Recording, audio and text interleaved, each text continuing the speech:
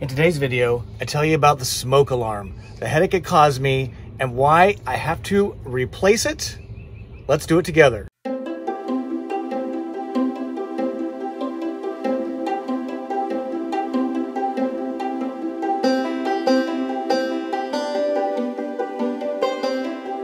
Thanks for tuning in, really appreciate that. My name is Scott, welcome to my YouTube channel, Go Small, Live Large, all about the Vanlife Class B RV experience. Since October 2019, I have lived full-time in my Winnebago Travato GL, and I am here to help you be a better RVer, whether you're no time still researching, part-time just taking awesome trips, or people like me that like to live in their van because there's so many things to do and see. No medals for living in a van full-time, by the way. Today I want to talk about the smoke detector and what was going on and how I'm going to remedy it by replacing it. So the problem with the smoke detector is it was going off at random at really weird points of time.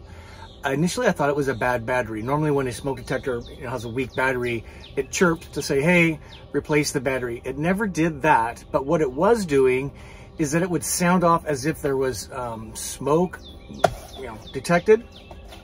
When I was not in the van, I would come back from going grocery shopping, something like that, and all of a sudden it was going off. So that gave me great concern. I replaced the battery and then it continued to fail. I would be driving, windows down, and all of a sudden the thing would alarm. I would take a shower in my van, which I do all the time, by the way, and the steam coming out of the shower would sound the alarm.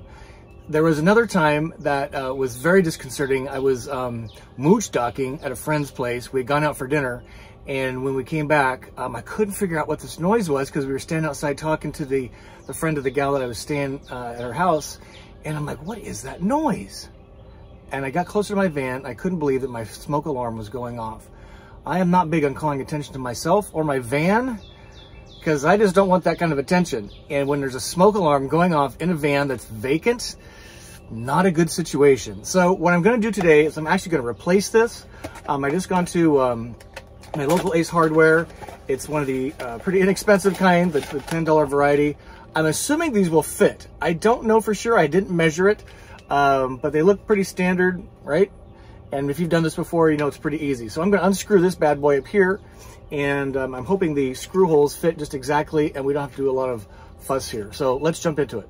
So you can see that the screw plate looks about the same, right? Now, I've never done one of these in an RV before. I have done them in the houses many times. But again, I can't figure out why this thing is not working. So I'm just going to replace it. Let me grab a screwdriver and let's get unscrewing and put the new one in. Sorry for the funny angle here. So I grabbed my screwdriver. It's Phillips. So I'm just going to unscrew this right here.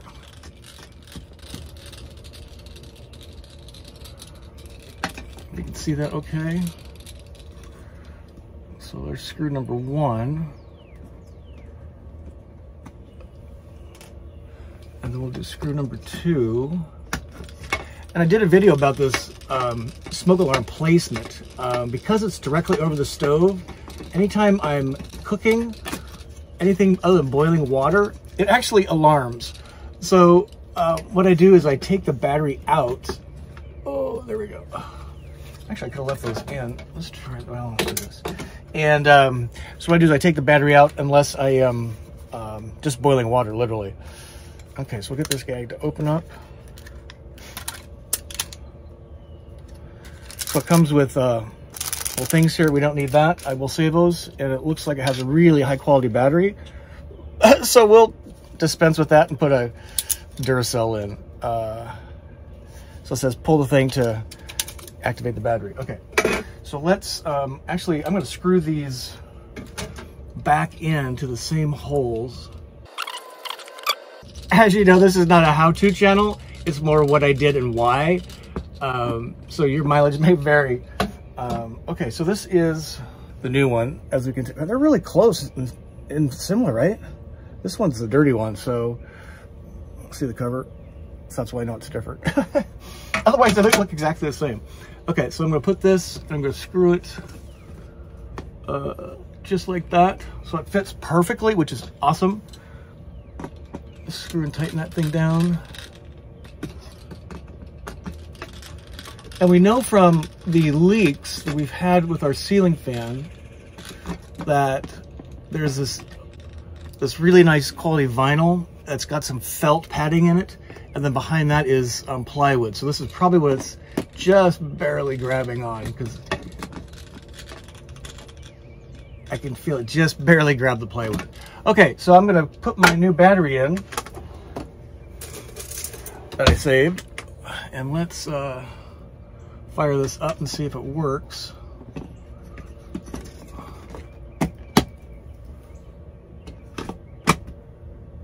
Looks pretty similar, right?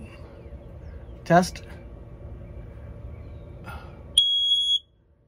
Yep, that works. Cool. So what have we learned? Well, things fail. These things are, you know, pretty cheap. I think the thing was like $12 at Ace. Comes with a cheap battery. Awesome. You know, dispense with that.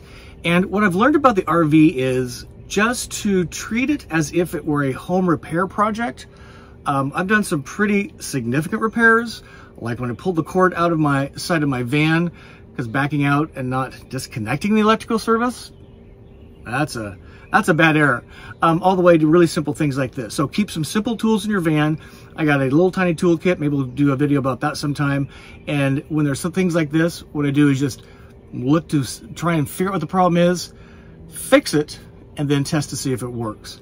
And it's given me great comfort and confidence that as minor things occur, then I can take care of myself, which makes RVing just like living in a house. When there's minor repairs like this, you just get out your toolkit, look at the problem, solve it, and remedy, test, and have a big smile.